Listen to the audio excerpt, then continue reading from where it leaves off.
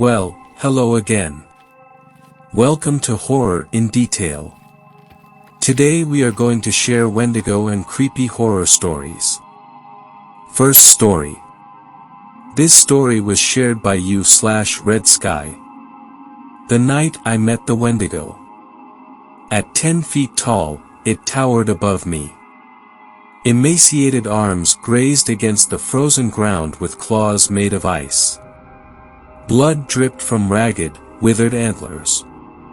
It looked at me with bloodshot eyes and gave me an all-too-human smile despite its long, needle-like teeth. As it leaned closer, I smelled the wicked stench of death on its breath. It drew back its head, and let out a gut-wrenching howl that turned my blood to ice. Even so, I remained unfazed. Hypothermia had dulled my senses as the temperatures dropped. I had come here to die, and one way or another, it was going to happen. I was in too deep, and there wasn't much else to lose anymore. The thing happened to sense my acceptance of the inevitable, and sat next to me. Surprised, I met its glance. "Aren't you going to kill me?" It looked down upon me, and something in its expression changed. For a split second, it looked wise. Almost human. The sky grayed as it began to speak. "No."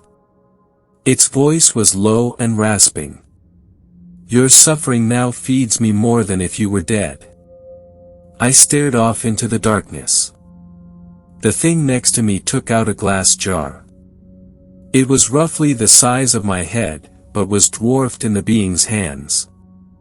As it opened it, its claws scraped against the glass like nails on a chalkboard. It looked down at me. "Your anger warms you now, but all fires burn out. You won't have much longer." It wasn't wrong.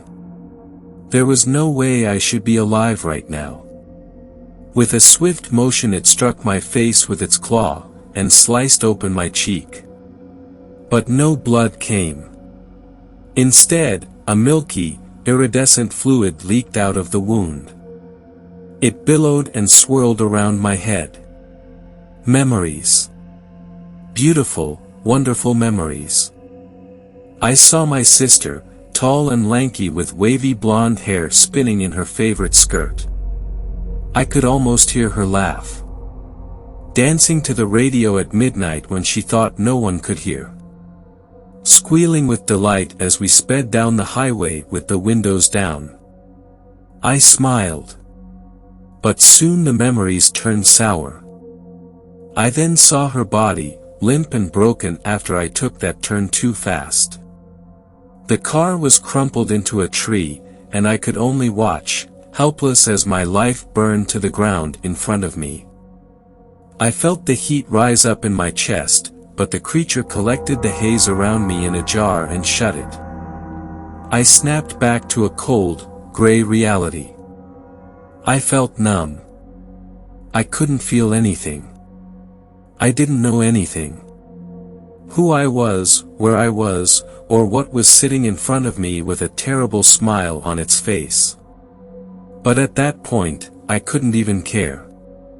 "She forgives you," it said as it lumbered off into the night. I didn't know who he was talking about, but the snow around me had formed a warm blanket, the stars began to fade away, and I knew then that it was time for me to go. Second story.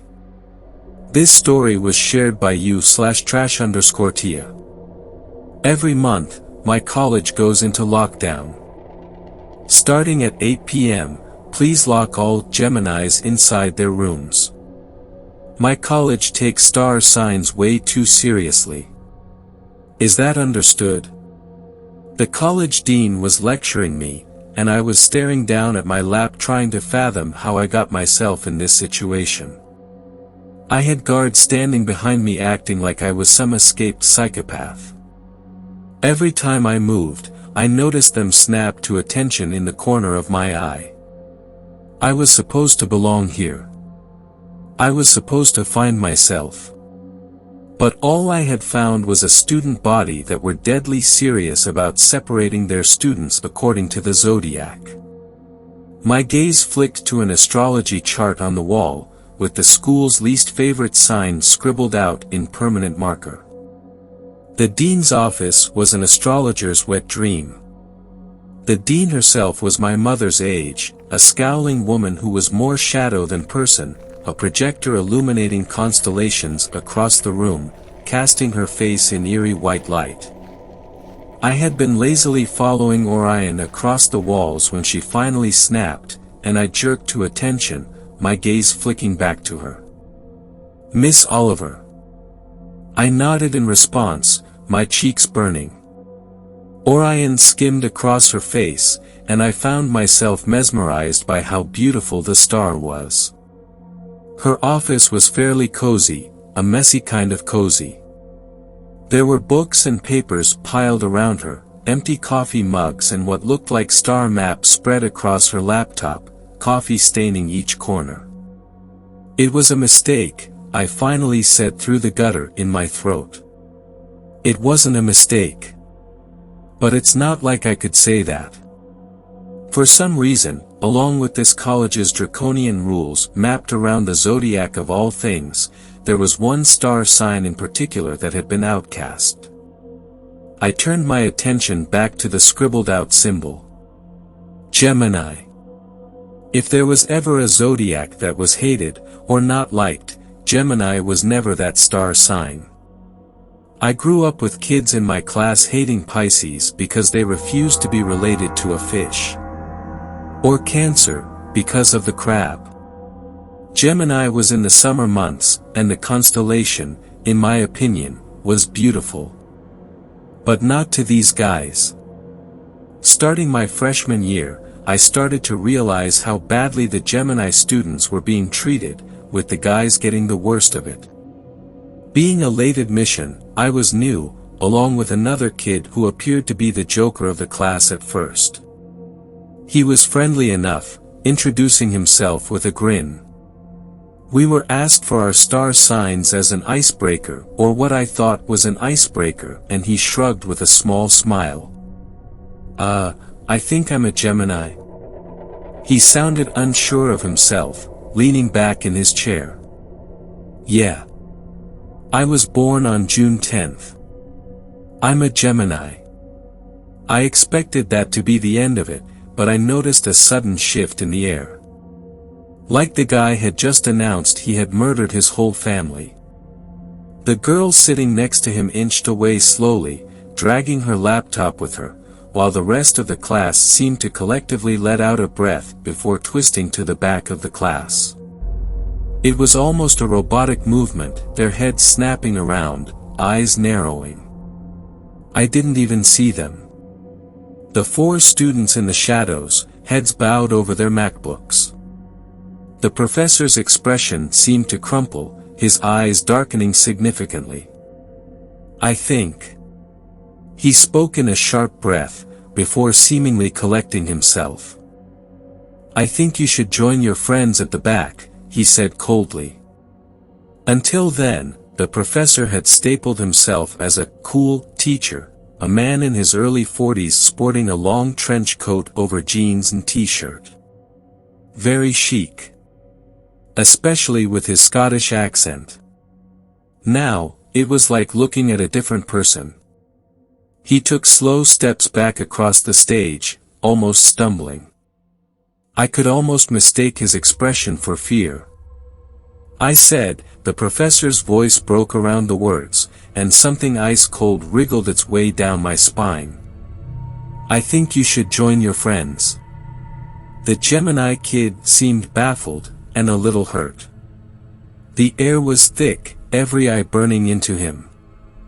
I felt like they were looking at me too. The professor's eyes were wide, lips curled, like he might say something. But he just shook his head, seemingly gathering himself. "I'm confused," the kid laughed nervously, almost jumping out of his chair when a girl behind him kicked his bag across the floor. He sent her a questioning look. Is this some kind of joke?" Now. The professor wasn't even looking at him.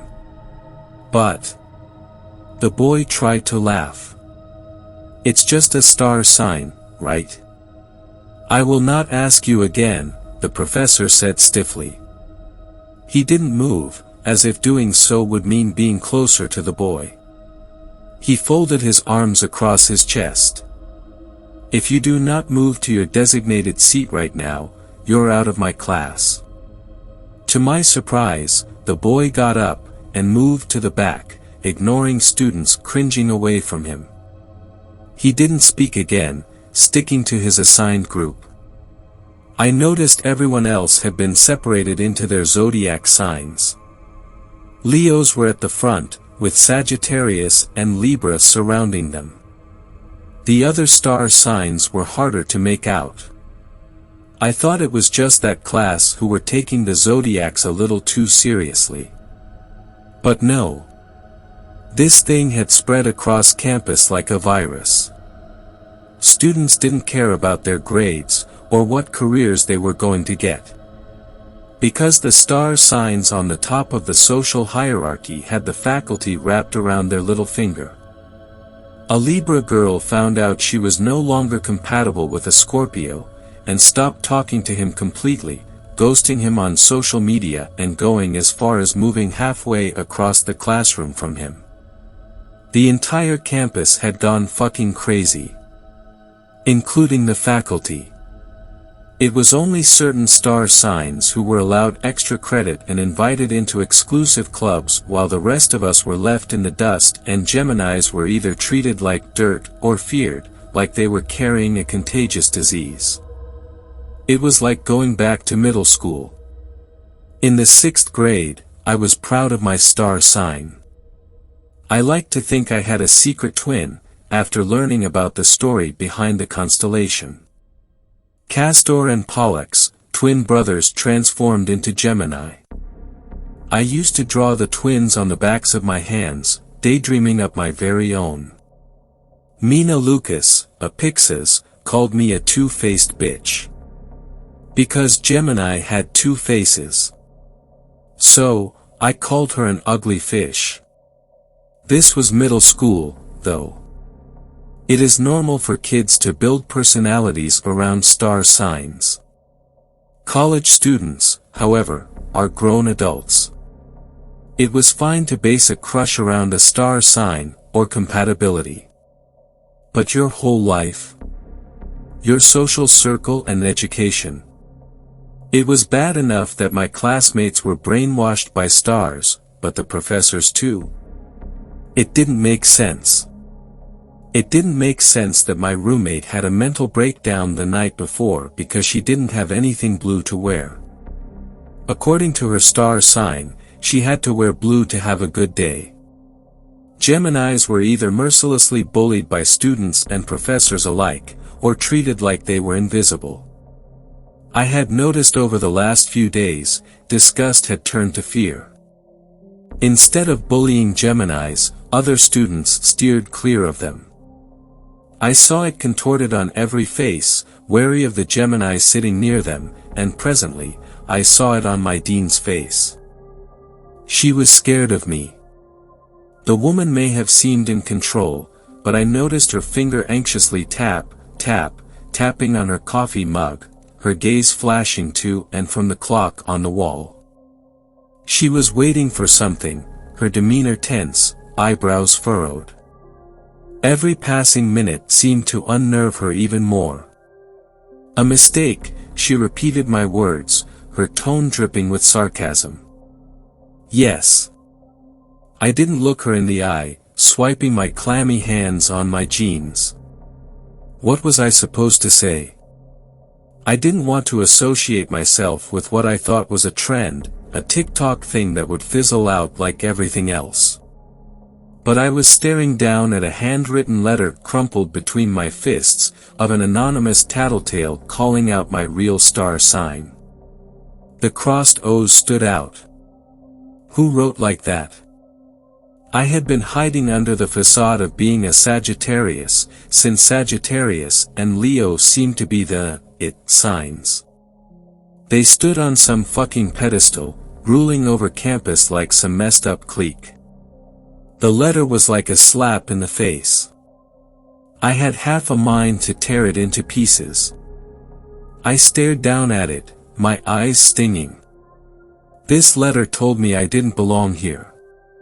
It told me that because the brainwashed hive mind on campus had decided to collectively despise the star I was born under, I was something to be feared, like an animal. Who sent it? I managed to get out. I squeezed the paper between my fist. Dearest Dean. The passive-aggressive tone made my blood boil. I would like you to know of a traitor amongst you, a Sagittarius by the name of Oliver, who is in fact a Gemini, smiley face. I am so sorry for ruining your day, sad face. Anon. I didn't know whether to laugh or cry. When I looked up, the dean's glare was pinpointed directly in the middle of my forehead. If looks could kill. I don't know what to say, I squeezed out. She hummed. Well, you can start by explaining yourself. She had to be kidding, right? No. When I looked her dead in the eye, this woman was being serious. Miss Oliver, I am horrified that you would disguise yourself as a Sagittarius, she curled her lip. As one myself, I should have sensed that our energy was wrong. Polluted with your presence. But I let my guard down. I slammed the letter down this time. This woman was certifiably insane. Who sent this? I said again, this time harsher. That is none of your concern, the dean said. You lied, Miss Oliver. About my zodiac sign, I sucked in a breath, it's really not a big deal. Her eyes darkened. As you will discover, Miss Oliver, it is extremely important that we know where every Gemini is. Her gaze flashed to her MacBook screen. Especially when certain measures have been put in place. Measures? I straightened in my seat. What kind of measures? Her lip curled. You are a late arrival. It is your fault for not arriving on time. You're kidding, I found myself speaking through a scoff. I was done. It was one thing with students doing this. But grown adults? She was enabling this bullying, inciting a fear that shouldn't exist. It was like being on the playground, some stupid kid pronouncing that Geminis smelled, and the rest of the kids following along, forming a hive mind. But this was a 40-something-year-old. The dean couldn't justify it. And even if she tried, she would be declared fucking insane. I leaned forward, testing the boundaries. I wasn't surprised when the dean lurched back. Was it a bad experience?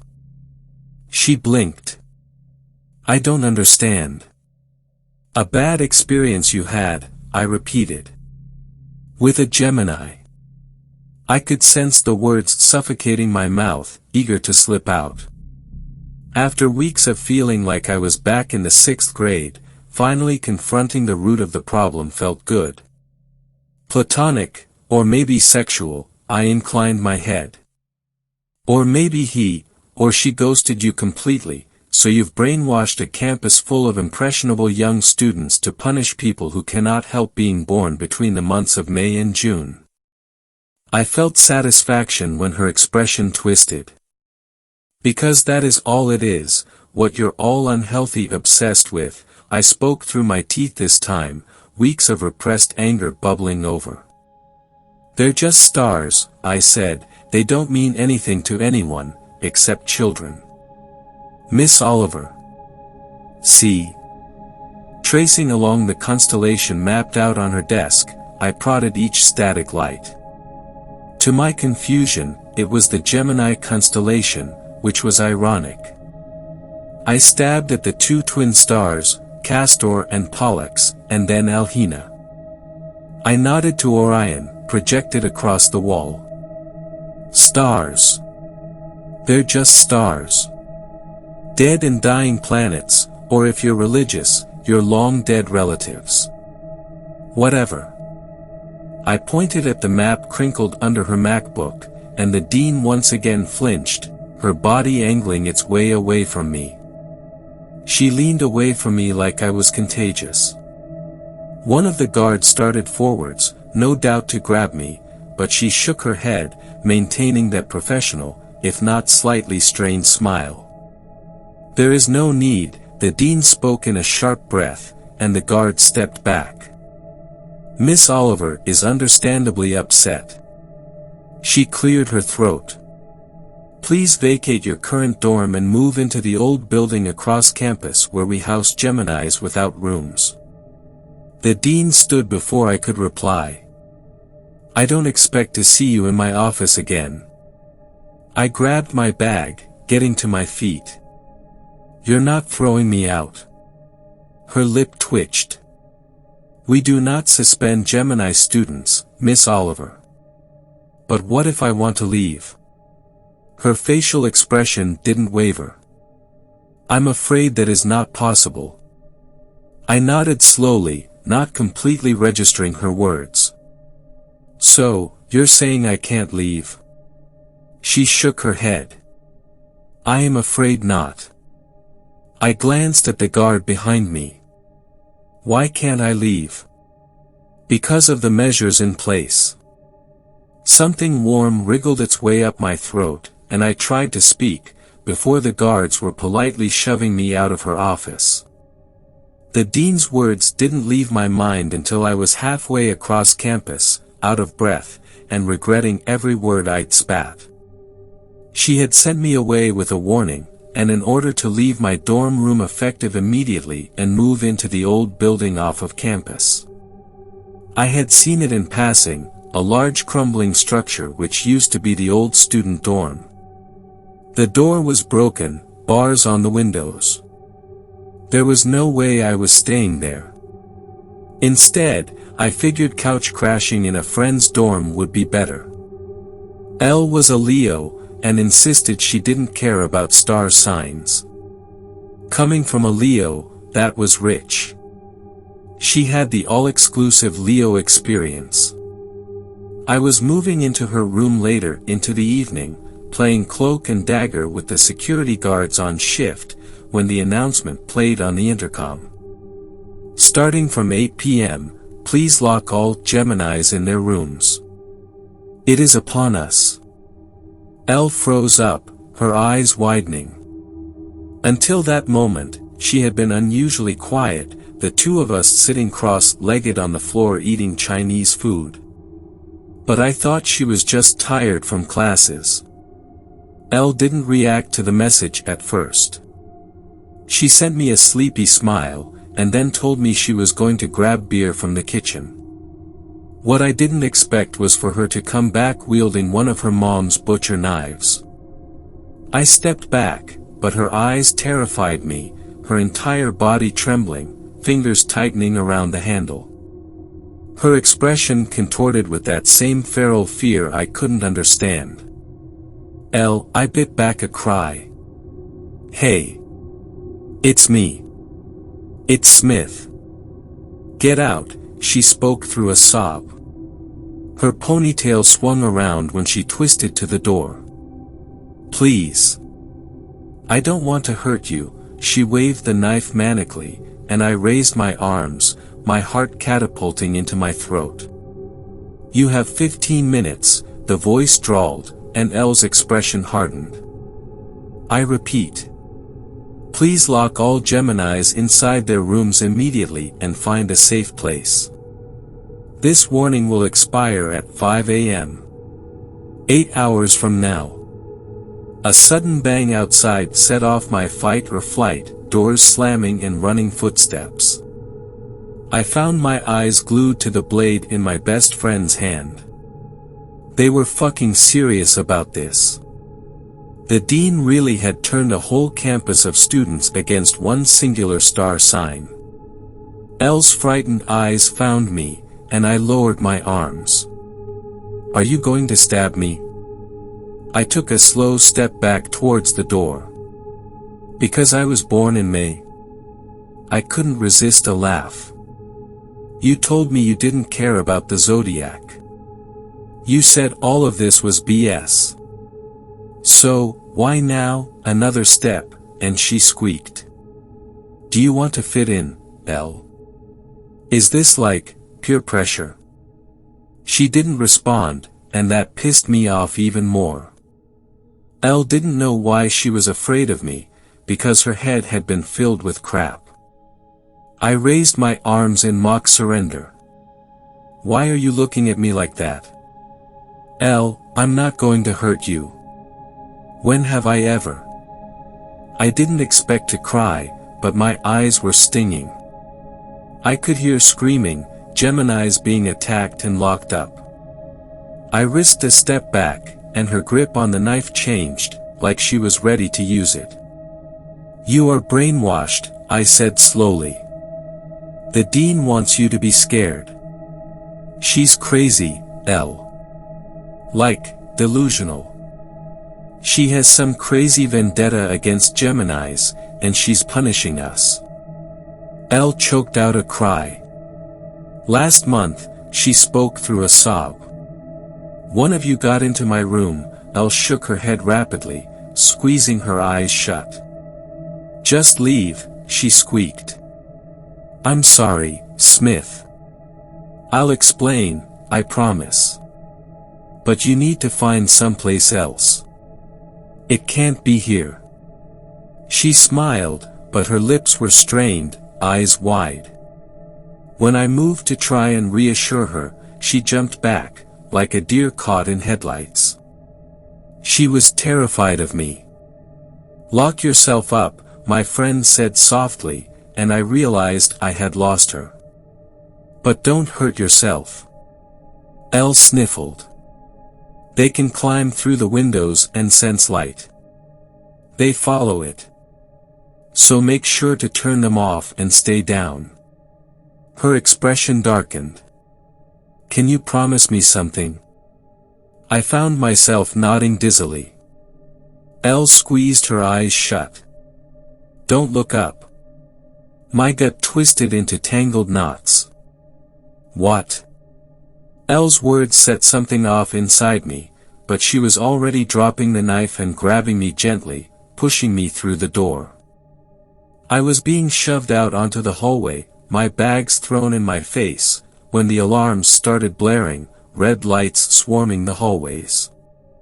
I saw shadows darting in and out of rooms, others being shoved inside, while retreating figures made for the elevators.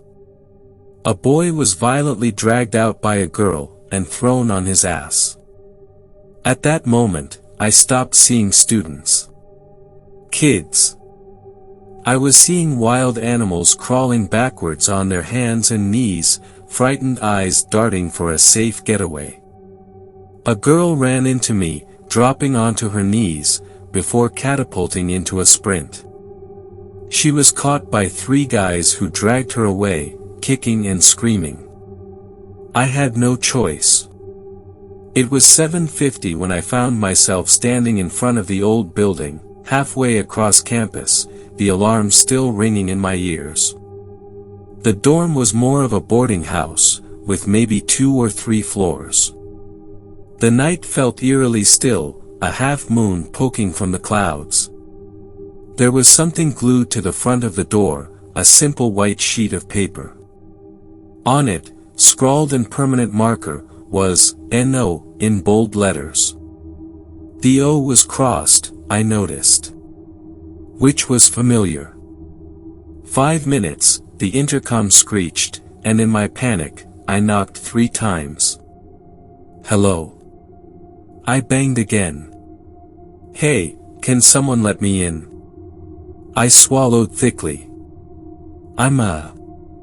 My star sign tangled in my throat when there was a crash behind me, and I twisted around.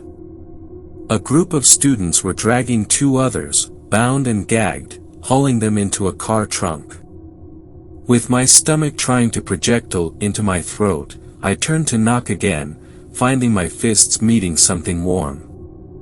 There was a shadow standing in the doorway, warm golden light bleeding around him. I could barely see his face, only a mop of light reddish curls. He tugged the paper off of the door and held it out. The handwriting stuck out. "No means no," he said, and moved to slam the door. I forced my heel in the way, blocking him. He tried to shut the door on my foot, and in my panic, I shoved it back in his face. He didn't try again, but I made sure to not let my guard down.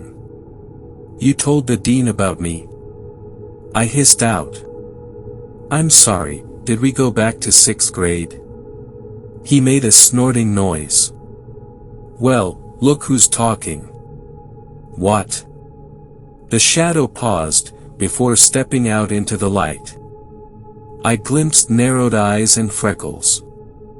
I made a move to shove past him, but he stood stubbornly in the way. His eyes were shaded by a scuffed pair of Ray-Bans. "Ah, yes, the traitor," he said, who was hiding in Sagittarius and didn't think we would notice. He gestured behind him, and something jingled. Looking closer, there was something metal attached to his wrist. "We turned your room into a panic room, by the way," he deadpanned. "So, like I said," the guy pointed to the stupid sign. "No means no."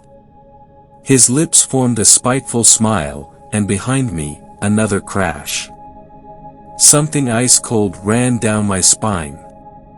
I couldn't bring myself to turn, to see more brutality. The guy had visibly stiffened up, nose flaring. He hiked his glasses up his nose, revealing eyes shadowed by an eerie glow slowly spreading across his pupil.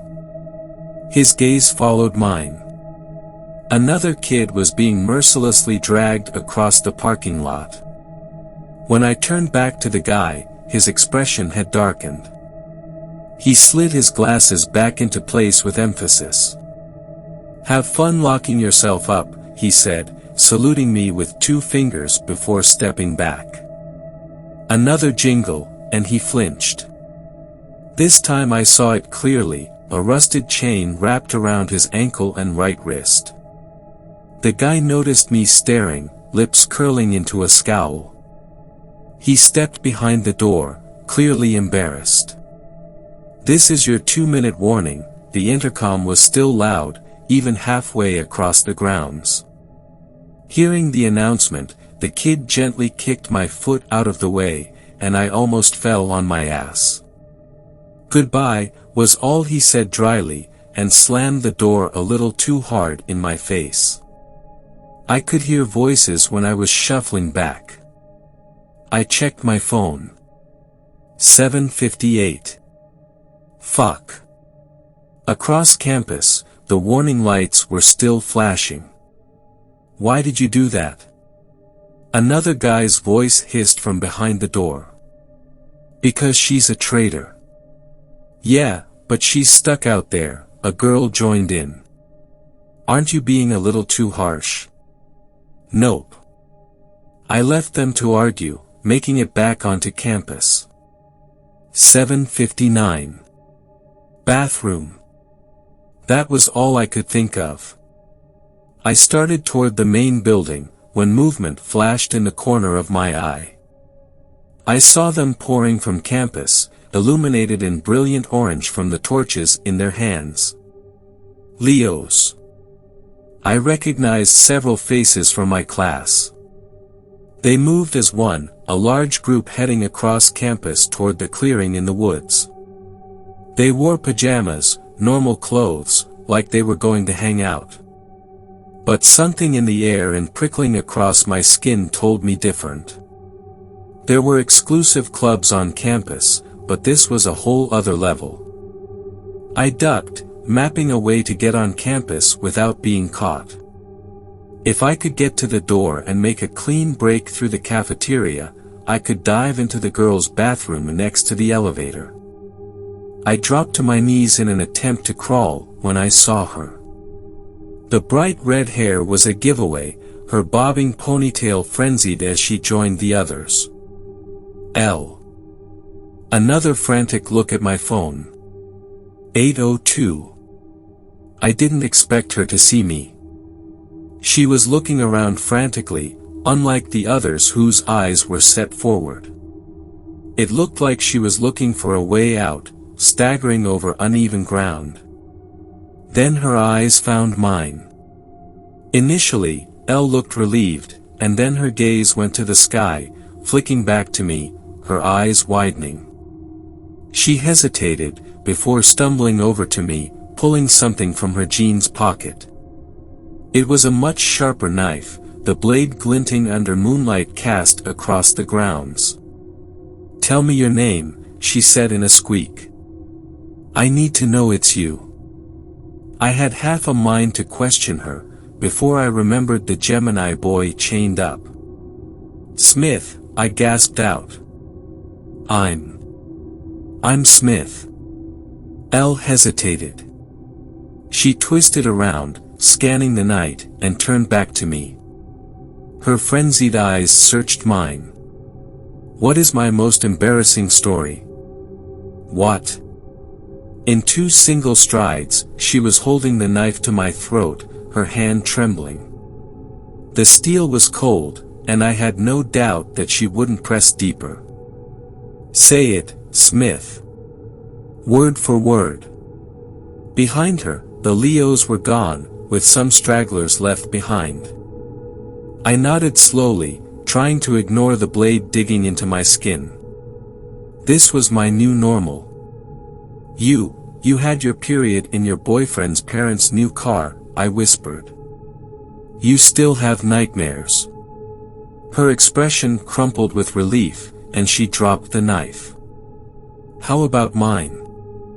I urged her.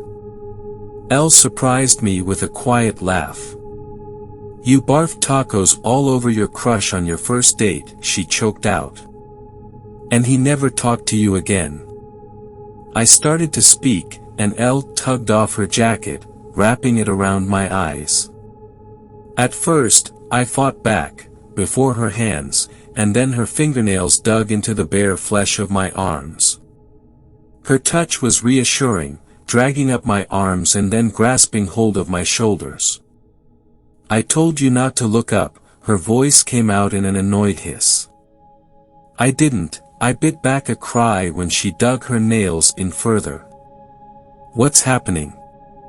"I'll explain later." "How can you guys tell who are Gemini?" I whispered. "I don't get it." Elle didn't respond for a moment. "Your eyes," she whimpered. "It's in your eyes." "What do you mean by that?" "Shush," Elle muttered. "Just stay quiet, okay?" Elle pulled me to my feet, and I staggered blindly, trying to balance myself. "I'll take you to a bathroom," she breathed, shoving me forward. "But if you tell anyone I helped you." "I won't." I tripped over something, almost falling on my face. The further we were getting, I could sense something, light. It started as a pinprick behind my eyes, before spreading, bleeding light fraying through the material of Elle's jacket. There was one bright splodge of light, and then another, and another. Speckled illuminations like glitter illuminating the night. "Closer," they told me. I followed them almost giddily, watching them burn through Elle's jacket. When the sound of thundering footsteps sliced into me, I turned my head, trying to sense where it was coming from. "What's that?" I didn't realize I was laughing, until manic giggles spurted from my lips. It was like being high, my thoughts bleeding into cotton candy. Suddenly, all I wanted was to see the lights. They felt so far away, and yet also like I could reach them, plucking them straight out of the sky. I laughed again, my body a puppet as I reached out and tried to catch them in my palm. I said, "Be quiet."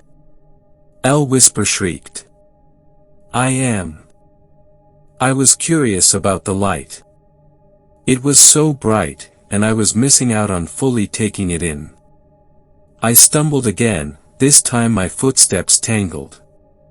I didn't hear the voice until it was in my head, a whisper telling me to pull away the blindfold.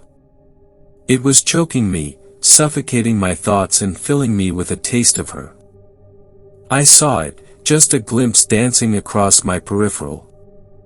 I had my fingers clawing into Elle's jacket, ready to rip it off, when someone else did it for me. Leo. What are you doing out here? The voice was familiar, but it was being drowned out by its light. Its song. I'm locking her up, Elle said shakily. Darkness made way for light, and I blinked rapidly. I could sense my head tipping back, and then Elle's fingers in my hair, trying to shove my head down. Blinking rapidly, I saw the dean of the college, and my best friend's pale face. And then I saw the stampede suffocated in shadow, silhouettes passing me, ethereal light illuminating otherwise vacant eyes. The lights resembled stars themselves, dancing through the night. It was the same light that was seeping into me. It felt cozy and warm, already ignited inside them. I could tell who they were from the attempt to lock themselves up. I glimpsed handcuffs around wrists, makeshift ropes still clinging to arms and ankles, duct tape over mouths. When my gaze followed the horde, I caught sight of a cuffed ankle, a stray chain trailing behind him. The guy who locked me out. He moved slowly, like a zombie. His glasses were awkwardly placed on the top of his head, eyes drowned by that light. It was teasing me, seeping into me like honey. But it wasn't moonlight. I could glimpse the crescent glowing under the clouds. Geminis. They were bathed in it, a swimming glow I wanted to dive into. All of them. Where were they going? Unlike the Leos, their expressions were blank as they staggered along, akin to a crowd of zombies. I remember not being able to concentrate on the Geminis. Because something had hold of me, and wasn't letting go. I felt it reach directly into the back of my head, phantom fingers taking me into its grasp. I didn't mean to look up.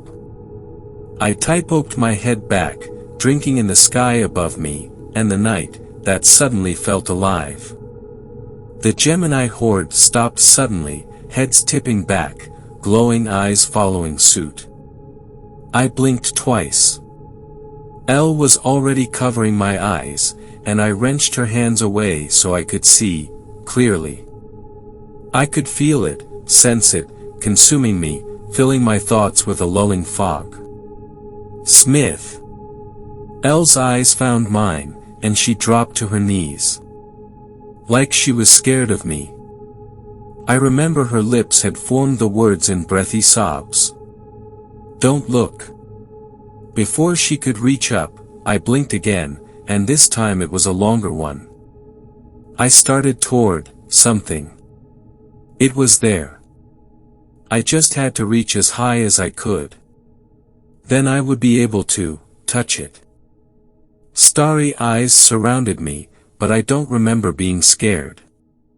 Elle's cry rattled in my skull as I felt my body lurch on its own, driven by something else, a sentient thing inside me. I could feel my mind filling with fog. It told me to go to sleep, and I did. When I came to, it was no longer night, artificial white light buzzing above me. The first thing I felt was something wet oozing down my chin. Then, cool porcelain pressed against my cheek. I was in a bathroom stall, my head stuck down a toilet bowl. But it was different to waking up hungover. I felt filthy. My body was aching, a striking pain rippling across the back of my head. When I lifted my neck slightly, a snapping sound made me jump, like my bones were popping back into place. My memory was gone, my thoughts a whirlwind lost to the dark. I could still see Elle's face illuminated in that startling light. The shadowy horde around me, starry eyes burning into me. Then there was nothing. The familiar ice-cold grays of porcelain greeted me when I pried my eyes open. There was something in my mouth, and spat it out, expecting stale barf. What I wasn't expecting was a wet piece of flesh to splash down into the bowl. It took me several seconds to realize the toilet bowl I had my head down was not empty. In the flickering light from the broken light fixture above me, I saw the glistening red first, spattered on the lid, and when I looked down, on the floor too, staining my knees. And then I saw all of it. The bulging, slimy red mess sticking from the bowl. I lurched back, and something was stuck at the back of my throat. I reached into my mouth, cringing, and pulled out what looked like a mauled finger, skinned of flesh. There was only spiky pieces of bone fragments clinging to shredded muscle. Something inhuman croaked from my lips, and I slammed my hands over my mouth, my gut twisting. I looked up. Red. I looked down. More red. Vivid, and wet, and recent. I was covered in dirt and grass stains, my legs bloodied and bruised, half of my hair ripped out. The walls around me were the same shade, glistening, pooling, disgusting red, dripping and staining every surface.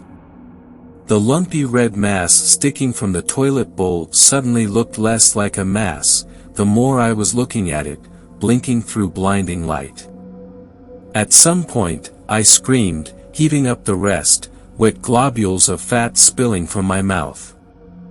There was a head in the toilet bowl, stuck right under, like I had been trying to hide the evidence. The head didn't look like a head, half of its skull crushed. But I could still make out familiar features. Eyes still wide open, lips frozen in what looked like a scream. The rest of her had presumably been flushed, but I could still see pieces of her clinging to the rim of the toilet. Elle. Oh God, fuck, I killed my best friend. I'm still sitting here. I can't bring myself to move. Normal college life still goes on outside, and I can't understand how. I ask this as a Gemini. Preferably on campus, but this goes for all of you. Did any of you kill and eat someone last night with no memory of doing so? I'm starting to think the Gemini constellation is something more than a group of stars after all. I think it's alive. Third story. This story was shared by you/UniverseMasterongram. Wendigo Encounter. By the way, I have posted this here again as it was on my alt-ACC by accident. This is my first post here, but please read all the way through. This is a real telling of what happened while I was on a cabin trip. Also, I'm on mobile, so sorry for bad formatting. A little backstory. I was 13 at the time, and I come from a family of native Dant, and we believe in many things similar to the Wendigo and Skinwalker, like La Llorona, the Whistling Woman and alike. We also have what some call spiritual gifts that allow us to see evil spirits and negative energy. These gifts are what allow us to see these creatures and spirits, as well as being able to have a connection to God and His angels. We had been wanting to go on another camping trip for ages, and after some debate due to some of my nephews catching a bad cold, it was finally arranged. After arriving at the site, it was as normal than any other trip for the most part. Except there was matte signs of bad luck, a terrible omen, dead birds on the drive, my 7Y brother almost falling outside of our moving car due to a lock malfunction, and during the last few days of the 2-week vacation strange things started happening. Food, drawers, cabinets, doors would be open and random chairs/Tupperware would be missing. But we chalked it up to some rowdy teenagers at the other campsite. Though, we all knew it wasn't just some kids, this was some far more treacherous, but no one wanted to admit that it wasn't as simple as wandering animals or some thieving people. Until some days later when even stranger things started to occur. Like, hearing footsteps behind us stopping one step after we did, the feeling of being watched, and a strong rancid odor when being completely alone. Imagine feces mixed with hot rotting meat and then thrown into a fire. Although these occurrences were a disturbance, it did not deter us from staying for the final 2 days as we had been planning it for months, but one experience years ago on the day right before our departure still haunts me to this day. I had been strolling through the forest while looking firewood when I heard rustling in the bushes behind me. As this happened, it seemed that all life ceased around me because I could only hear my heartbeat and the lone heavy footsteps approaching me. Then I heard my name called from what seemed every direction, yet echoed from in front of me while also coming from behind. The voice calling me was a harsh, raspy, animalistic in-tone imitation of my sister's voice, who had just recently left the trip due to stress only a few hours ago. This had sent horrendous chills down my spine, so I ran the fastest I've ever had back towards the campsite, while I heard the twigs and leaves crunching behind me. I had finally reached the campsite when the footsteps suddenly stopped. I was relieved and slumped over to the cabin stairs when I slipped on a rock slipping out of the makeshift fire. It had caused me to head straight into it. The blazing force of nature had almost burned my face when I was just stopped mid-fall. I hadn't gained my balance, it was just as if someone was hanging on to me and pulled me back. I'm not sure what it was, but my family suggests that it was my guardian angel saving me from an early death, but after that experience I have never been to the same campsite ever again, and didn't go camping for a few years after that. Still, what really scares me the most from back then was when we had been leaving the site. I looked back from the car window and saw a figure standing at the tree line staring at me. It was lanky and looked starved to the point of having its skin wrapping tightly against its bones. But when I looked onto the pathway, the footprints were completely gone, and as I blinked we rounded the corner and it seemingly vanished into thin air. This has left me questioning what is those woods and was it a reality, but when my sister asked me why I was so shaken, I told her what I experienced and her face went pale.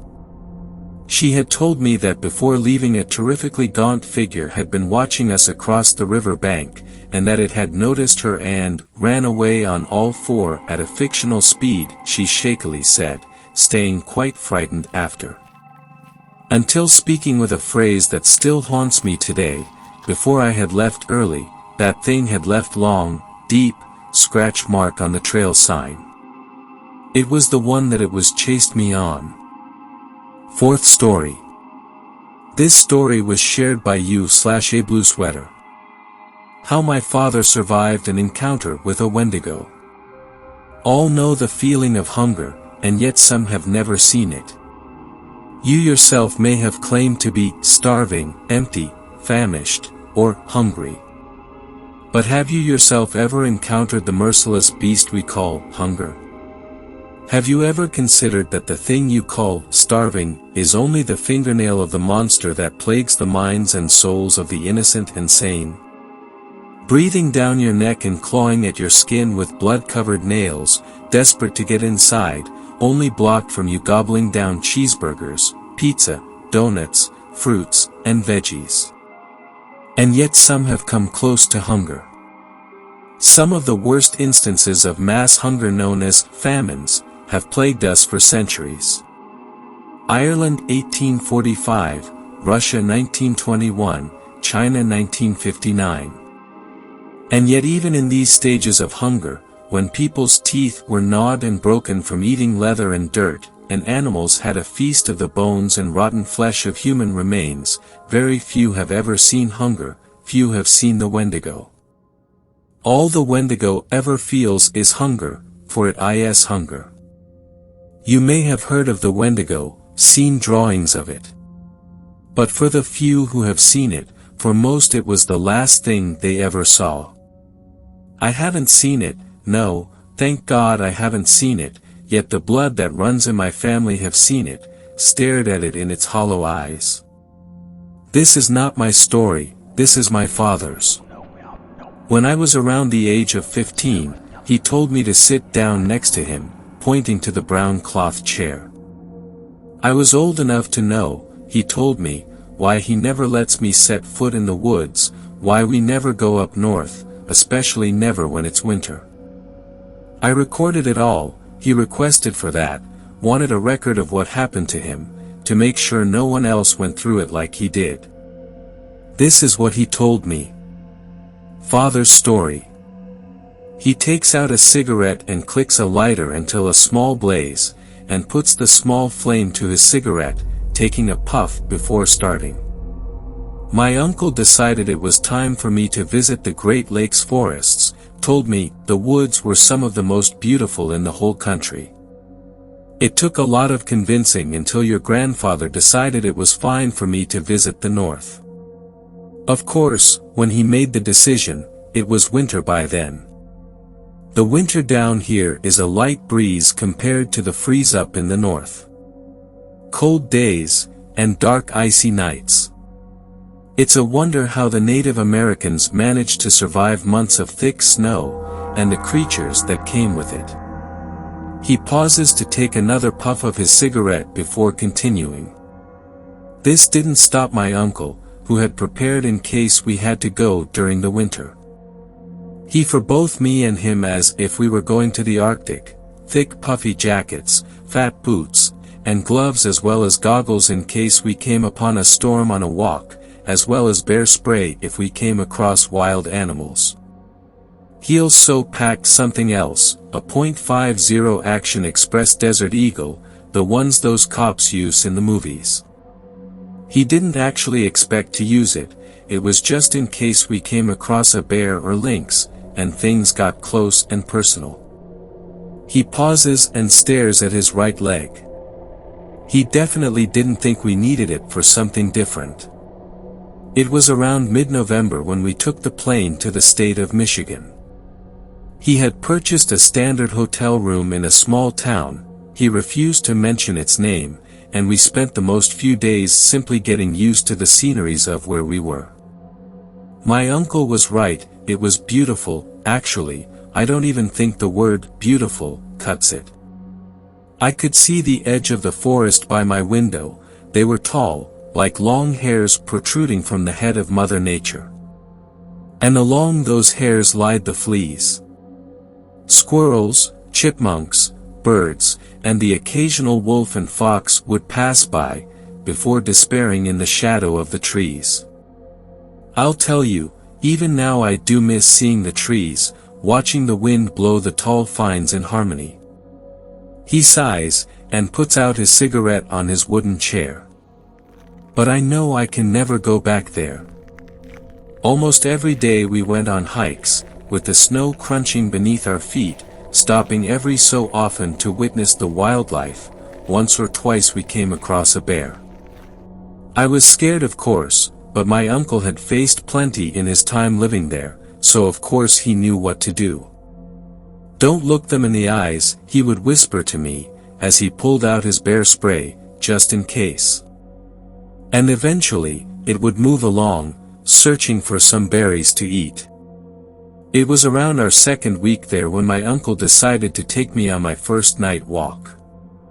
So, we put on our coats, snow boots, and brought along the desert spray and Desert Eagle. It was somehow even more gorgeous in the dark than it was in the day, the stars flowed above us like fireflies welcoming us to the forest, as the moon as big and bright as ever hovered above us. We walked until we came upon a fork in the path. We usually would go left, as it much longer so we could experience the forest longer, but it was a lot colder than usual, so my uncle decided it was best to get back sooner rather than later. For some reason, the colder weather did hang in my mind for longer than it should have. Although the weather could be unpredictable, the weather news where I was more accurate than the ones down in the north. This thought swept my mind eventually, reasoning that every news channel got it wrong eventually. So we continued, but as we went it just kept getting colder and colder. By this point, my uncle repeatedly kept looking up at the sky, with a bewildered look on his face. Looking up I saw not a single cloud in the sky, nothing to indicate a snowstorm was coming, or anything that would cause the weather to get this cold. Soon my uncle put me close to him, to make us warmer. It wasn't a long hike back, just a mile or more. Then it was clear something was wrong, more than the weather. As we kept walking, fast steps. My uncle jerked his head in that direction, instinctively pulling out his bear spray. Looking past him, I could clearly see several pairs of eyes in the shadow of the trees, moving fast, moving toward us. My uncle had quickly raised the bear spray and put himself in front of me, screaming to get packed. Looking over, I could now clearly see it was a wolf, mouths open, panting and stamping its feet on the ground, creating loud cracks as the snow fell beneath them. Looking up, Uncle had his finger straight on the bear spray trigger, ready to blast them straight in the shouted faces. Then the wolves ran right past us, right past us. They were maybe 10 feet away from us at most, moving so fast I could feel a small gust of wind push against my face. My uncle put down the bear spray, and looked around Dusty, in complete utter confusion encompassing his whole face. That's when I saw more eyes. He motions his hand in a circle around him. There had to be dozens of critters and birds. Running, they didn't even stop to look at us, they were just running. All the animals I had feared, all the critters and birds, and all sorts of things in the woods I had stared at in amazement just days before. All of them were running. I had never seen anything like it in my life, nor did my uncle.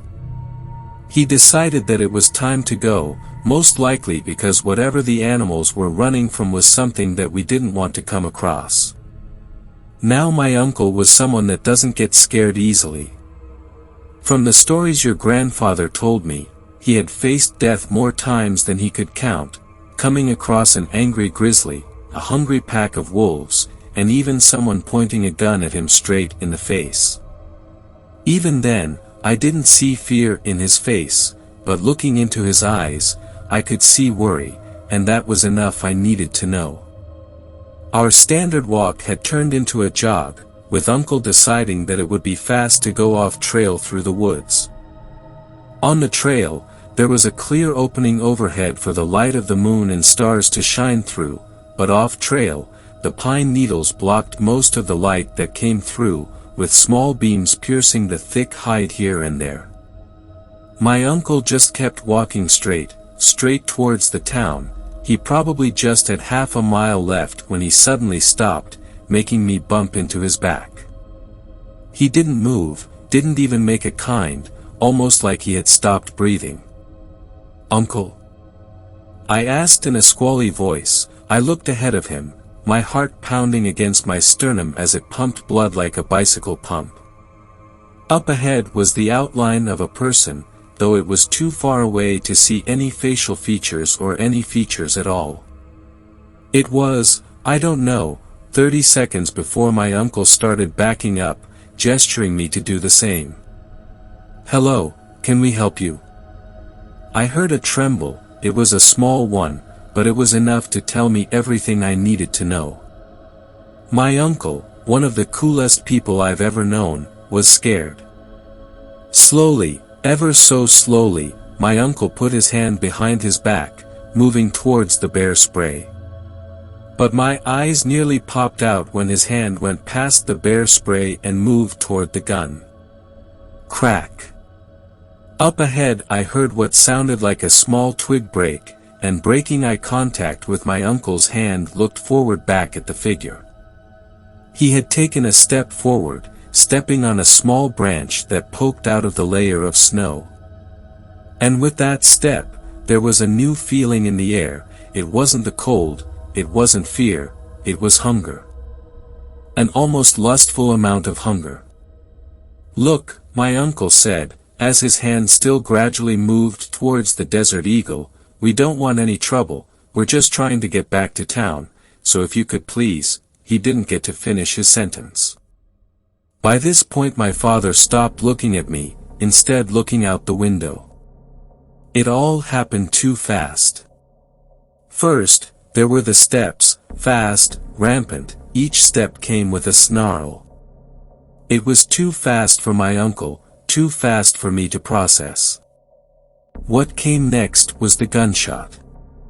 It rang off the trees, bouncing back into my ears, making them ring like a church bell. He got one shot off before it got to us, one shot off, before it made him scream.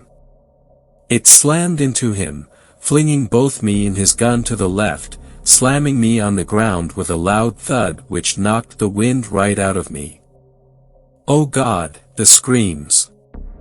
It didn't kill him quickly, I didn't see it happen, but I heard the crunch of teeth going through flesh and meeting bone. It probably stopped there for a second, to savor the taste of the blood against its rotten teeth, before it continued. I'm glad I didn't see it happen, but I could well damn hear it.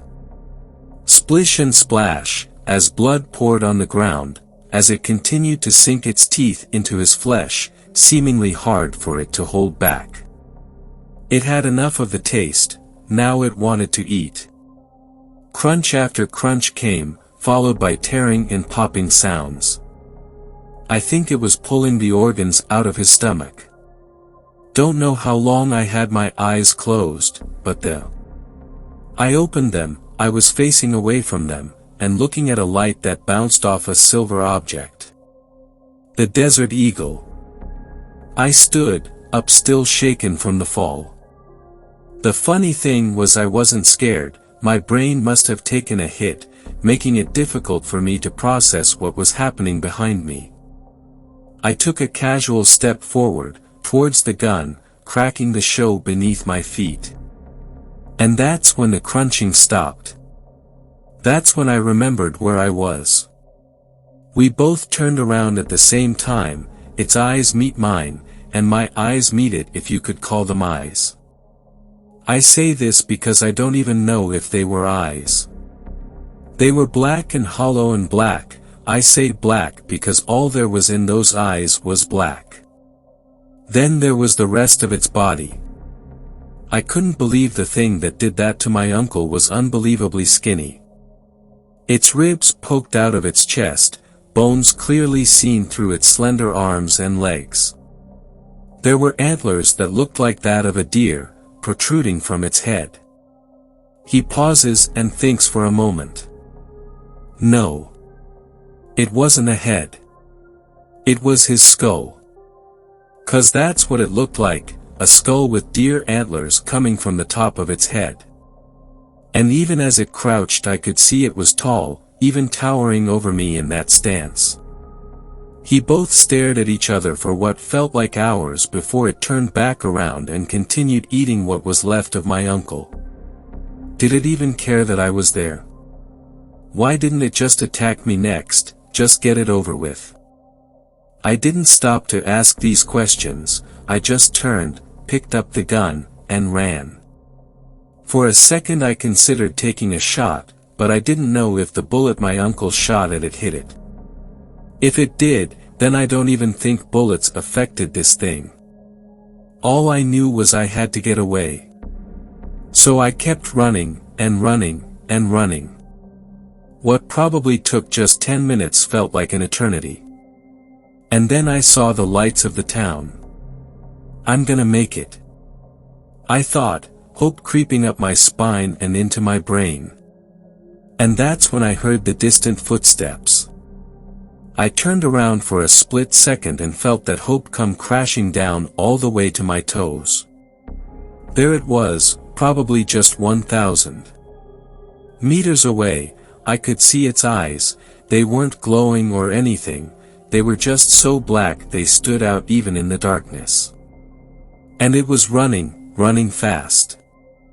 I couldn't believe my eyes how fast this thing was running. I would bet all the money I have this thing could easily beat a gazelle high on cocaine. I turned my head back around and continued running, putting all my strength and energy into my legs to just get away from this thing. But the steps just kept getting closer and closer. Now today I understand why it didn't eat me before. Because it knew that no matter how much I tried to run, it would never fail to catch me. And it did. A jolt of pain tore through my entire leg when it clamped its teeth into my leg, the teeth reaching my femur and making a small crack in it. This thing had unimaginable strength to pick me up in its mouth and flung me several dozen feet. I landed head first, shock and pain staring at my head, spreading throughout my entire body, but soon the pain was going away, as I felt myself slipping away out of consciousness. In the background, I heard it crunching, savoring the little bit of meat it got out of my leg. This is it. This is how I'm going to die. I believed it, I truly believed it. But then I heard it. Get up. It was my uncle. You aren't going down that easy, are you? The words were all I needed. Every emotion in my body. Hopelessness, fear, sadness, despair. We're all replaced by one, rage. I turned around and pointed the gun which I managed to keep a hold of and pinter it straight at its face. It turned, seemingly shocked that I had a weapon in my hand, but soon after, it charged. I wasn't aiming for anything, just pulled the trigger. Almost seemingly in slow motion. I saw the bullet fly, and go straight into the void that was its eyes. Time stopped for just a second. Then it stumbled backward, grabbing its face, and I heard it scream. For the first time in the recording, I saw fear flicker in my father's eyes, and then he continues. When I saw it open its mouth, I expected a monstrous bellow, or a loud shriek. But what came out was worse. It wasn't the sound of a monster, but the sound of a people. Hundreds of people. Men and women screaming in pain and agony. The elderly shrieked in terror. I could hear babies crying, and toddlers screaming as if they were denied a toy. But one scream remains in my mind forever, the only reason I can't ever forget what happened that day. Because I heard a specific scream come out of its mouth. The scream of my uncle. The rage was gone, and the terror returned. I got back up and continued running towards the light. I didn't want to get away from it, I just wanted to get away from the horrible screaming. But I couldn't, I just couldn't. No matter how fast I ran, the dream stayed the same. But then it changed, for it was no longer screaming of pain, but screams of rage. I continued running, I had to get away, I wanted to, I needed to. My femur's crack was continuing to grow as I continued running, my lungs pressed against my rib cage as my body demanded a huge amount of oxygen that the lungs could not provide. I remember bursting through the woods, welcomed by the bright street lamps, and the hard pavement beneath my boots. And when I had burst through out of the woods, my body had used up all its strength and I fell. The last memory I got before blacking out was the screech of tires, a man looking over me on the phone, and before I lost consciousness, I turned my head and turned toward the woods. I saw it, standing there, one eye closed, the other empty eye staring at my own. I didn't need to see its face to know what it felt. It was angry, it hated me, and it was still hungry. I woke up the next day in the town's hospital. By that time I had been out for 3 days, and your grandfather had flown over after he heard the news. I was greeted with his tears and his warm hug after he saw me awake. I told him and everyone else everything, about the thing, about Uncle, everything. They didn't believe me, probably thought the number of hits I took on my head made me reimagine a little old bear as a monster.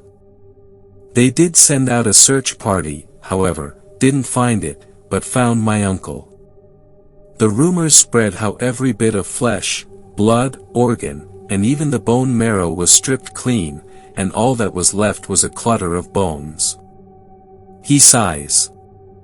That Wendigo is probably still out there, continuing to eat innocent people, continuing to hate me for being the one that got away. And there's more out there, more that will not stop until they are full, and they are never full, and never will be. He pauses. The most disturbing thought I have is that of my uncle's voice in my head when that Wendigo had me on the ground.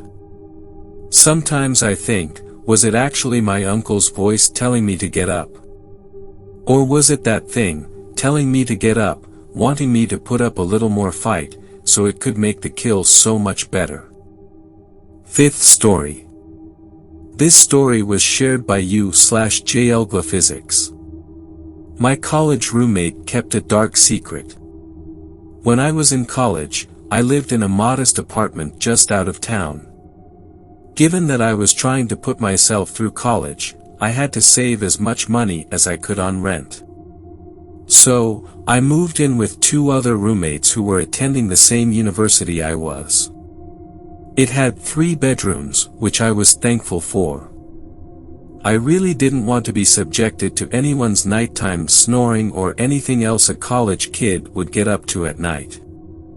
Colin was a finance major, had ginger hair, and enjoyed playing 2K into all hours of the night.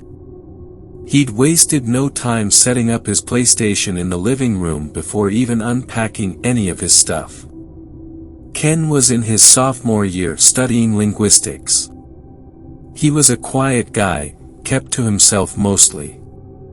Only ever came out of his room to go to classes or pour himself a bowl of cereal. Most of the time, though, he was just out of the apartment. And then there was me, Tyler. I was studying psychology with the vague goal of working in academia to carry out important research. I was sure I would figure the specifics out along the way. Colin and I had managed to get Ken to join us for drinks a couple of times, even got him out to a house party once. Whatever his scene was, partying certainly was not it. While Colin was knocking them back with the best of them, Ken was conservatively nursing a Bud Light, grimacing at every sip. I kind of felt sorry for the guy. I guess he had his own circle of friends since he was always out of the house so much. I certainly hadn't seen or met any of them, though. Ken could be very reserved and standoffish a lot of the time. Even when talking to him he could be very distant, as if his mind was in some far-off place. If you didn't know the guy, you might even think he was a bit of a dick. He really wasn't, though. All 3 of us got along pretty well. No roommate spats or drama like some of my other friends on campus would lament about. I was tutoring high school math alongside college, so I was happy that my roommates didn't add an extra level of stress on top of that. After about a year and a half of living together, Ken died. A car accident, we were told. Ken was, apparently, taking a cab out of the city late one night when a drunk driver veered out of the oncoming lane and crashed into them, head-on collision. Ken and the cab driver had both died instantly. Ken had been sitting in the front passenger seat, according to the police report. The drunk driver succumbed to his injuries in the hospital some 12 hours later. I found out about the accident when I answered a phone call from a sniffling Colin the morning after the crash. It was obvious that he had been crying on the other end of the line. I wasn't as affected by Ken's death. Don't get me wrong, I liked the guy and I was sad, but it's not like we were all that close. Plus, I suppose I'm more one to bottle up my feelings when it comes to grief. Ken's parents arrived the following week to clear out his stuff. His father introduced himself with a stoic, while somewhat pained, delivery. I had met Ken's mother only once before when she helped him move in. Today, she seemed a much smaller woman, as if beaten down by the world, obvious bereavement behind her eyes. When they opened the door to his room, Ken's mom became hysterical. Deep, wallowing sobs echoed as she cupped her face. Colin suggested that he and I pack up Ken's belongings to make it easier on the grieving parents. They would only have to take the boxes and leave. About 10 minutes into packing, Ken's father joined us. Every now and then we could hear soft whimpers coming from the other room. Almost done packing, we had gotten everything into a box and into the moving van except Ken's computer. We tried stowing the ultra-wide monitor earlier, but we just couldn't find a box big enough. "You guys can keep that," said Ken's dad, nodding over to the computer monitor. Colin and I looked at each other awkwardly. "Oh no, Mr. McTavish," Colin began to say, "we couldn't possibly dash. It's fine. Really. We have no use for it anyway," Mr. McTavish stated flatly, staring out of Ken's bedroom window. We escorted the McTavishes to their U-Haul, watched them pull out onto the road, and drive off. "So what do you want to do with the computer?" I asked Colin when we got back inside. "I guess we could sell it." Colin shrugged. "I really don't feel comfortable holding onto the thing." "Same," I agreed. Colin and I were both apprehensive about going into Ken's computer to wipe the hard drive, so we tossed a coin to see who would have to do it. I lost. Now, I've never claimed I could hack into the Pentagon or anything, but I was pretty sure I could figure out how to wipe a hard drive. When I tried to, however, an error message came up. This action could not be performed because the following program or folder is currently open. Taxi Vipers. I was puzzled. There were no folders or applications open, much less one called Taxi Vipers. Again, I'm not the most tech-savvy person out there, so I went to get Colin. Colin did exactly what I did and was met with the same error message. He then opened up Task Manager, unable to find any program by that name that was running. He fiddled with a few more tabs and menus for a while, but that also bore no fruit. Finally, he did a search on the C drive for the term, Taxi Vipers. A folder came up. "Wait. Don't open it," I said, not wanting to invade our dead roommate's privacy like that. "Just delete the folder or something." Colin nodded understandingly. He went to delete the folder, but an error message came up again. This action could not be performed because the following program or folder is currently open. Taxi Vipers. God damn it, Colin swore. How the fuck is it open? So what now? I asked cluelessly. Thinking. Colin tapped his finger on Ken's study desk. Then he opened the folder.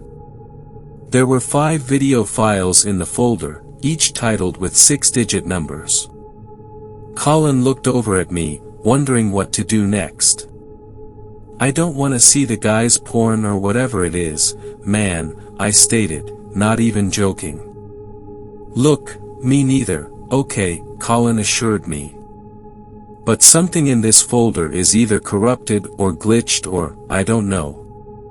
If we can open a couple of files, we might find the one that's causing the issue," he said, hovering the cursor over the video file at the top of the page.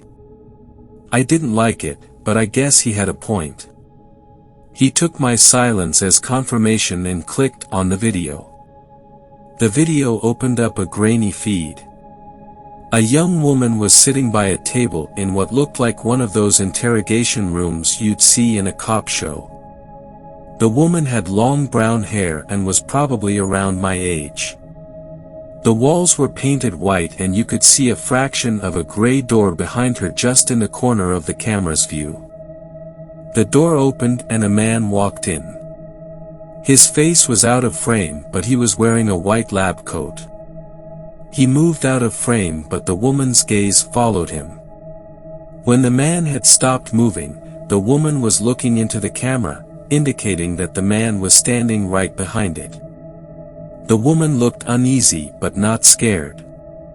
Moments later, another man walked in, also wearing a lab coat. He was holding a clipboard. He sat in the chair across the table from the woman and placed the clipboard down. Colin and I turned away from the screen to look at each other in shock. The man with the clipboard, it was Ken. His hair was shorter but it was definitely him. "Good morning, madam," said the voice from behind the camera. "I am Dr. Fisher. For the recording, please state your name." His tone was cold and clinical. Madeline. "Madeline Parker," the woman said warily. While the woman spoke, Ken started writing on a page in the clipboard. "Tell me, Madeline," Dr. Fisher asked, "do you believe in the paranormal?" "Yes," Madeline said, her fingertips tapping on the table nervously. Ken stood up and walked over to the woman's direction, then past her, out of frame. He reappeared shortly dragging cables and a large machine on wheels. The sound was muffled, but you could hear Ken speaking to Madeline and she began unbuttoning the top half of her blouse. Ken grabbed a few of the cables and placed 2 electrodes on her chest. He then connected the cables to the machine and turned it on. The display on the machine lit up, followed by a periodic beeping sound. "A heart rate monitor," Colin observed, never looking away from the computer screen. The camera lens made the light from the display flicker. On Madeline's head, Ken placed a cap, more than a dozen cables were extending from it. "Now, Miss Madeline," Fisher said, "do we have your permission to administer the test?" Madeline nodded. "For the recording, please, Miss Madeline," the voice of the doctor insisted. "Yes.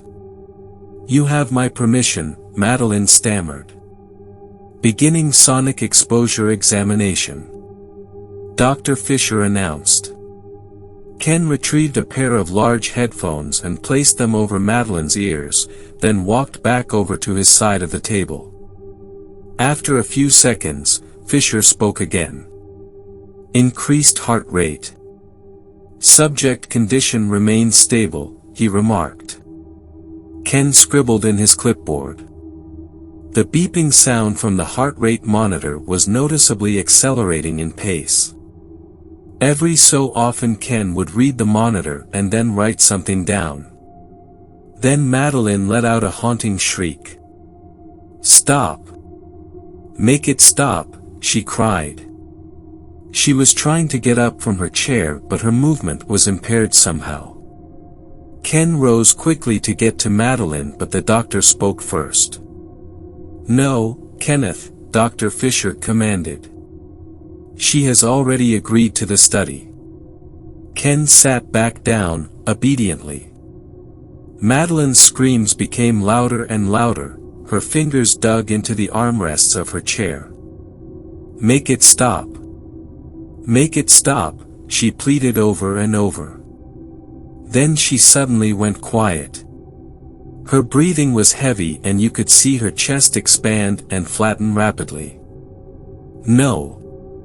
No, please! No! No! No! No! No!" she began to blare again. She started writhing in her chair, then violently thrashing her arms and legs about, kicking off one of her heels. She managed to jolt herself out of her chair, ripping the cables out of the monitor, hitting the ground with a sickening thud. Madeline wasn't moving. Ken looked up at the camera, up at the doctor. "Get over there!"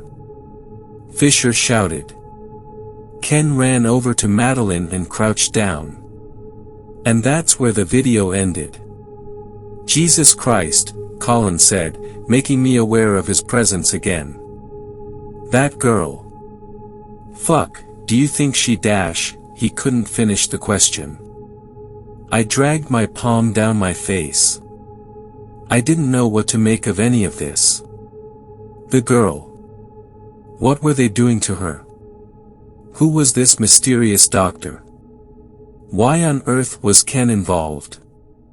My head was spinning, Madeline's scream still fresh in my mind. I could sense her fear.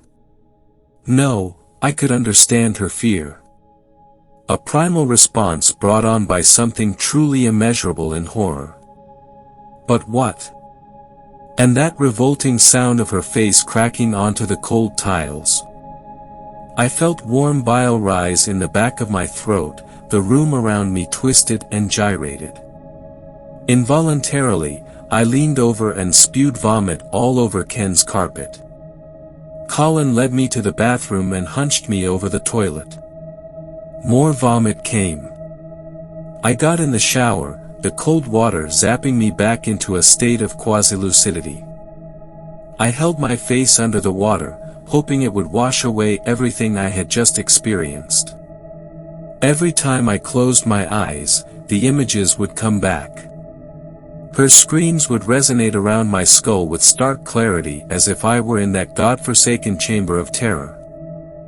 Colin was on his laptop in the kitchen when I came out of the bathroom. "I figured it out," he said, not even looking up at me. "Ken was taking linguistics, right?" I didn't say anything. "Taxi vipers," Colin said, "it's an anagram of expiravit." I shook my head obliviously. "That's Latin for ghost," he stated, looking at me now. I shuddered, remembering the doctor's question in the video. "Tell me, Madeline, do you believe in the paranormal?"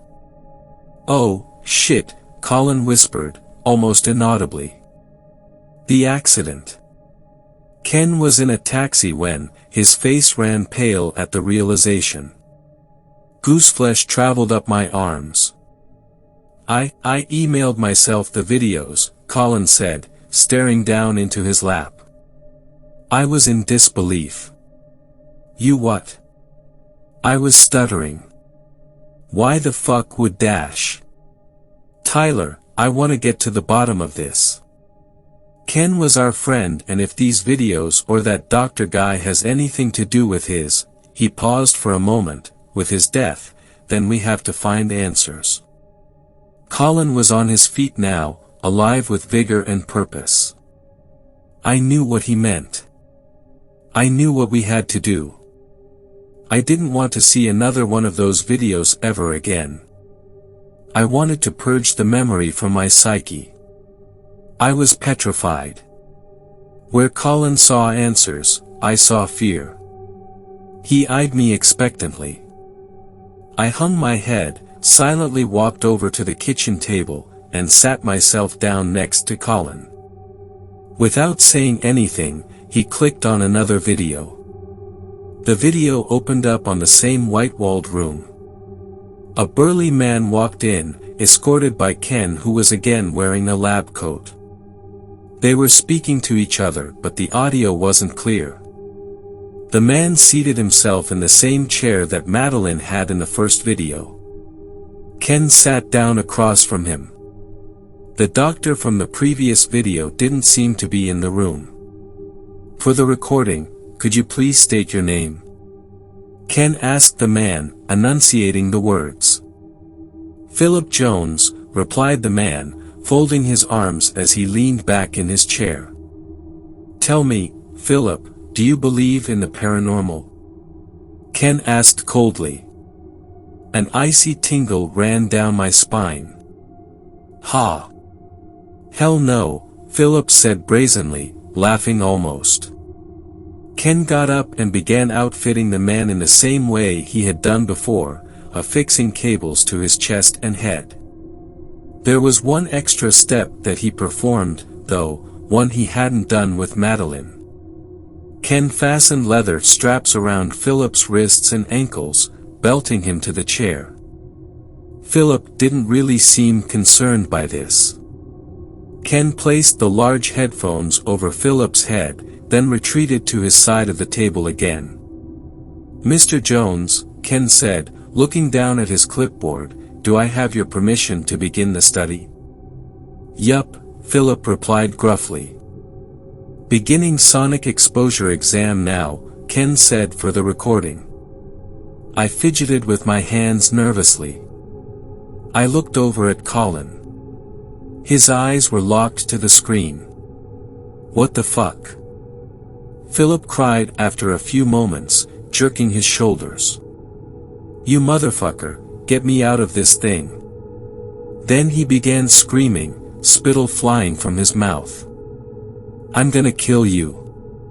Get me out," the man continued to bellow in desperation. Ken was deaf to his pleas, jotting down readings from the monitor calmly. Philip's screams became too much for me to bear. My mind was oversaturated with his agony. Just as I was about to tell Colin to stop the video, the feed cut out. Colin and I sat in silence for a moment, seeing our haunted reflections in the black screen. And then a high-pitched, eardrum-rupturing static noise began emanating from the laptop speakers. Colin turned the volume down, but the noise persisted. My vision became blurry, I felt paralyzed in my chair. And then I saw it, death. Grotesque images darting into my field of vision. I saw executions, mutilated corpses, dismemberments, beheadings, people being tortured. A soldier screamed in mind-shattering pain, his leg eviscerated into a mist of bone dust and gore. A woman, trapped in a house fire, wailed as blood-orange flames licked up at her body and attacked her, searing her skin first red and then a putrid black. Thousands upon thousands of these experiences were presented into my brain concurrently. And for each of them, I was there with these people. No, I was these people. I experienced their suffering. Overwhelming suffering impossible to describe in words. The collective misery and trauma of every single being that had ever existed, all playing out in my mind. I was crying. I fought through the images and saw Colin on his knees, his fists squeezing into his temples. Weakened, he tried clicking off of the video, but the screen was unresponsive. He held the power button down, but the static continued. Colin fell to the floor and put his face in his hands, sobbing loudly. The static intensified, turning into an otherworldly cacophony of bells and beeps. The haunting images grew more vivid. In the corners of my vision, I could see nearly formless dark figures. They were looking at me. They wanted something from me, I knew this. I didn't have anything to give them. Somehow I was able to communicate this to them.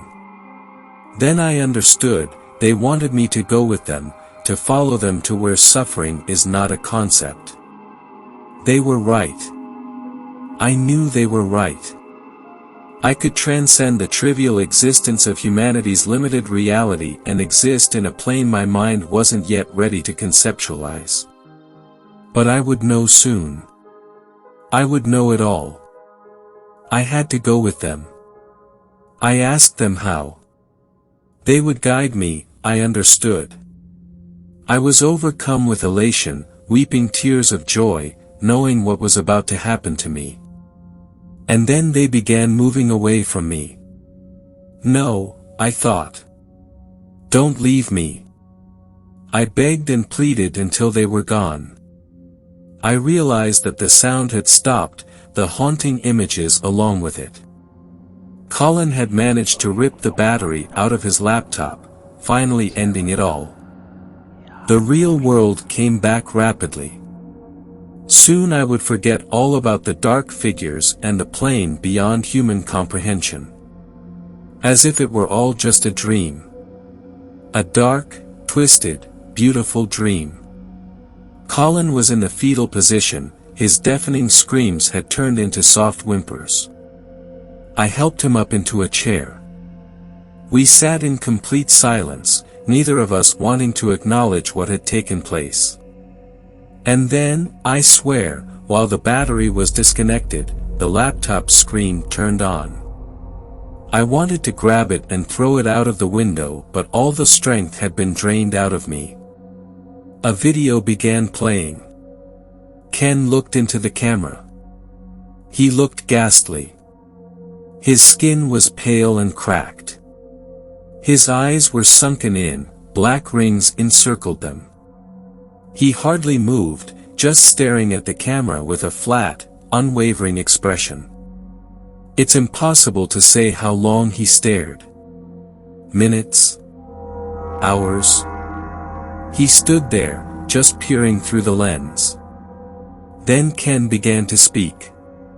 "Tell me, Tyler and Colin," the voice was rough and almost unrecognizable, "do you believe in the paranormal? Thanks a lot for watching the video till the end. Subscribe to our channel Horror in Detail. Drop your opinions/suggestions in the comments section, and like the video as it helps with the YouTube algorithm.